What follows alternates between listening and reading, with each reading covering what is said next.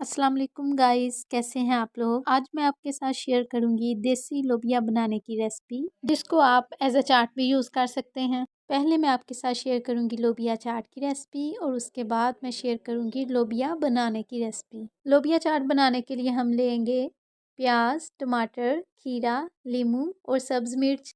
सबसे पहले हम लोबिया में डालेंगे लीमू और उसके बाद 1 बाय 1 करके सब इंग्रेडिएंट्स उसमें ऐड करते जाएंगे और फिर उनको अच्छे से मिक्स कर लेंगे। और ये इतनी मज़े की चाट बनती है कि बिलीव मी कि एक बार जब आप इसको ट्राई करेंगे तो इसके बाद आपको कोई और चाट अच्छी ही नहीं लगेगी।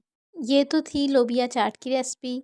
तो चले हम अब लोबिया को पकाना स्टार्ट करते हैं। सबसे पहले लोबिया को 2 से 3 घंटे के लिए अच्छी तरह से भिगो लेंगे, ताकि बाद में इसको पकाने में आसानी हो जाए। वैसे तो इसको भिगोए बिना भी पकाया जा सकता है, लेकिन उसमें थोड़ा टाइम ज़्यादा लगता है। सबसे पहले एक प्रेशर में जाएगा लहसुन, प्याज, टमाटर।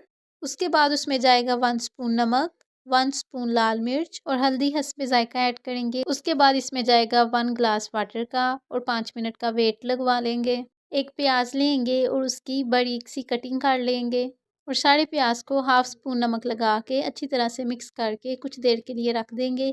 इसका यूज़ मैं आपको बाद में डिटेल से बताऊंगी। 5 मिनट के वेट के बाद मसाला बिल्कुल अच्छी तरह से गल गया है। अब इसमें 1.5 चम्मच कुकिंग ऑयल ऐड करेंगे। हाफ स्पून इसमें जाएगा अदरक का पेस्ट और हाफ स्पून इसमें जाएगा दाल मसाला, जिसकी रेसिपी मैंने आपसे बहुत डिटेल से शेयर की हुई है और मैं डिस्क्रिप्शन में उसकी लिंक ऐड कर देती हूँ। आप वहाँ से अगेन उसकी रेसिपी को देख सकते हैं। मसाले की अच्छी तरह से बुनाई हो गई है। अब उसमें से ऑयल निकाल लेंगे, क्योंकि अब जब हम इसमें लोबिया ऐड करेंगे तो वो सारे ऑयल को चूस लेगा, तो इस वजह से हम इसको निकाल लेंगे और इसको बाद में ऐड कर देंगे। अब इसमें जाएगा लोबिया, जिसको प्रेशर में डालने से पहले 2 से 3 पानी अच्छी तरह से वॉश कर लिया है। अगर आप मेरे चैनल पर नए हैं तो सब्सक्राइब ज़रूर कर दीजिए, ताकि आपको मेरी आने वाली हर नई वीडियो इजीली मिलती रहे।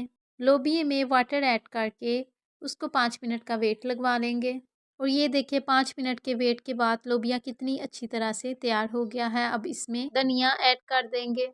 जो ऑयल लोबिया डालने से पहले निकाला था, अब वो इसमें ऐड कर देंगे। प्याज को नमक लगाने से उसकी करवाहट ख़त्म हो गई थी। अब उसको वॉश कर लेंगे और एज अ सैलड यूज़ करेंगे। यहाँ पर करेंगे लोबिया की गार्निशिंग और ये देखिए माशाल्लाह से कितनी अच्छी लुक आ रही है। आप भी जब भी कोई चीज़ बनाया करें उसकी गार्निशिंग ज़रूर किया करें और मुझे कमेंट बॉक्स में ज़रूर बताइएगा आपको आज की मेरी रेसिपी कैसी लगी। अल्लाह हाफिज़।